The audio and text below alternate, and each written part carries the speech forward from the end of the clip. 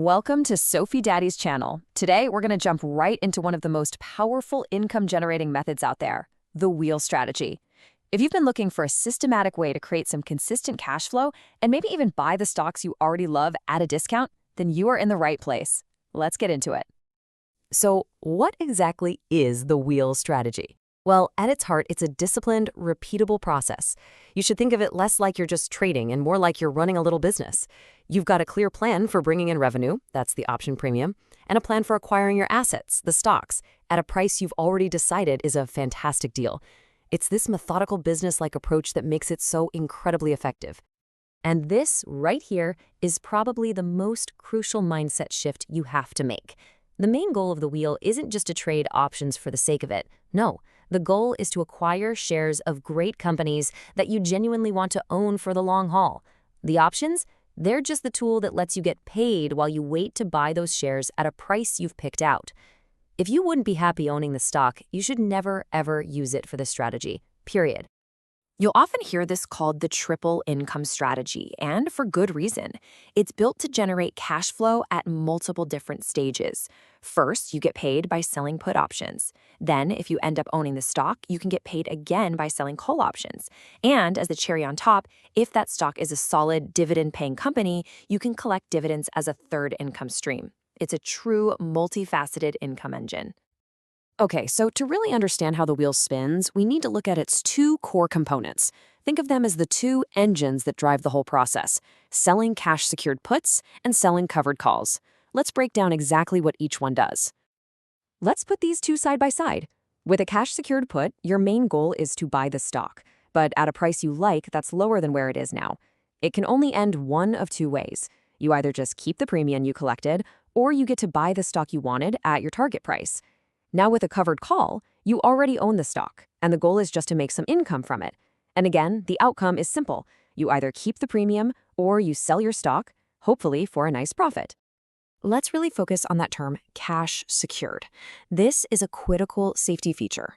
It means if you sell one put option with, say, a $50 strike price, you have to have $5,000 of cold, hard cash set aside in your account. That's $50 times 100 shares. This isn't some risky margin trade. You are fully prepared to buy that stock if the price drops. It's basically like setting a limit order to buy a stock, but you're getting paid while you wait. How cool is that? Now for the covered part of a covered call. This is what makes it a conservative, safe strategy.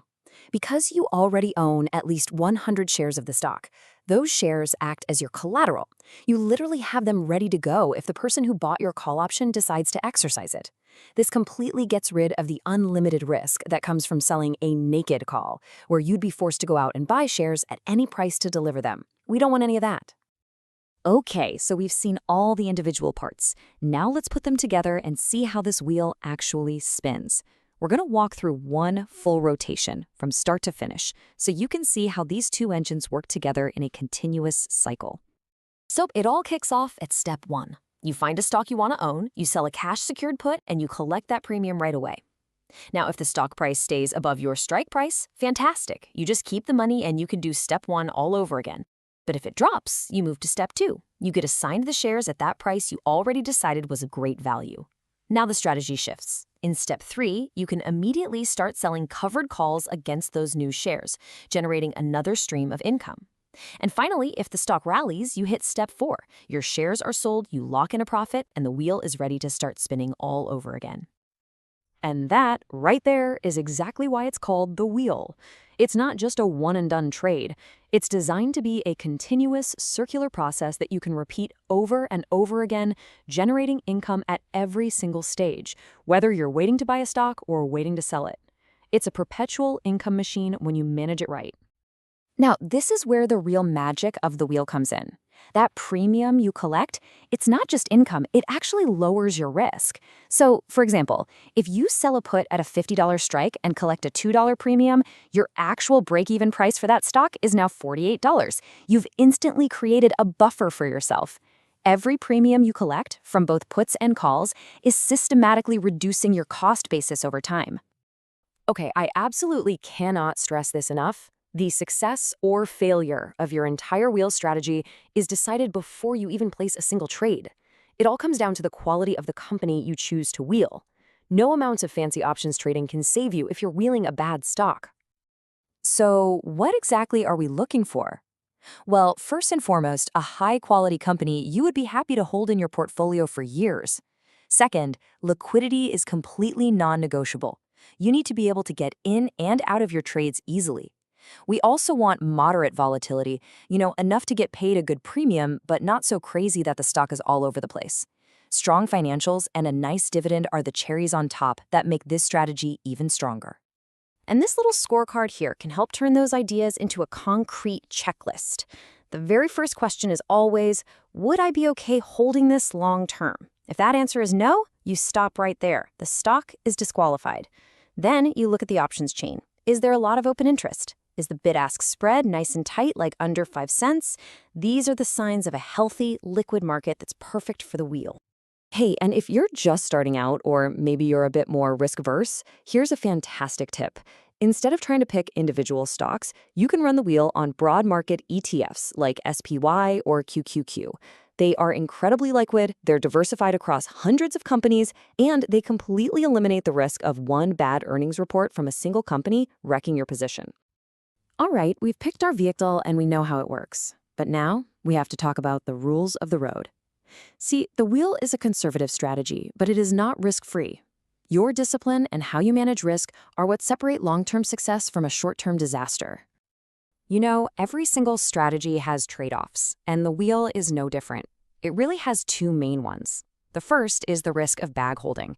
That's when you get assigned a stock and it just keeps falling and falling. Your paper losses can definitely start to outweigh the premiums you've collected.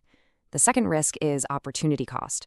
By selling a covered call, you're agreeing to sell your stock at a certain price, which means you're capping your potential profit. If the stock just skyrockets past your strike price, you'll miss out on those extra gains. That's the trade-off. You're swapping unlimited upside for more consistent, regular income. Here is a critical, non-negotiable rule for protecting your money: position sizing. You should never, ever allocate more than 5 to 10% of your total portfolio to a single wheel trade. This makes sure that even if one position goes totally against you, it won't cripple your entire account. This is your number one defense against a big loss. Now, when you're choosing which options to sell, timing is key. The sweet spot is typically between 30 and 45 days until expiration. Why? Well, because the rate of an option's time decay, what traders call theta, really speeds up in this window. And as an option seller, that's exactly what you want. It lets you collect a nice premium without taking on the crazy price sensitivity that comes with very short-term weekly options. So how do you pick a strike price? Well, a really systematic way is to use a metric called delta. For what we're doing, you can just think of delta as a rough estimate of the probability that you'll get assigned the stock. So if you sell a put with a delta of about 0.30, there's roughly a 30% chance you'll buy the stock and a 70% chance it'll expire worthless and you'll just keep the whole premium. It's a really balanced way to generate income while managing your odds. Finally, let's talk about what not to do. First, don't get greedy and start chasing huge premiums on super risky, volatile stocks. That's a recipe for disaster. Never, ever sell a covered call below your actual cost basis. You're just locking in a loss at that point. And most importantly, you have to stick to your plan. Getting emotional is the absolute enemy of a systematic strategy like this. So to wrap it all up, the wheel strategy gives you a clear, powerful map for generating income. The mechanics themselves are actually pretty straightforward. The real challenge isn't in understanding how it works, but in actually doing it, day in and day out. Its success ultimately depends less on what the market is doing and more on whether you have the discipline to follow your own rules, manage your risk, and execute the plan without letting your emotions take over. And that is the real question. All right, the learning doesn't have to stop here. If you want to explore even more, I've built the perfect place for you at sophie-ai-finance.com to unlock a new way of learning. Think of it as your personal learning toolkit. If you just want the big picture, you can watch the video or listen to the podcast. It's perfect for getting the main concepts down while you're on the go. But if sometimes you need to hit the pause button and really let an idea sink in, you can visit the blog article. It has all the details, charts, and text from our discussion so you can review everything at your own pace. And for those of you who want to see all the math, data, and the complete nitty-gritty behind the analysis, Well, I've got a full research paper waiting for you, so you can really dig into the details and see how everything works under the hood. It's all there, all for you. And hey, if you have any ideas for new topics about finance and AI you'd like me to cover, please leave me a message. Thanks for tuning in, and I'll see you in the next video.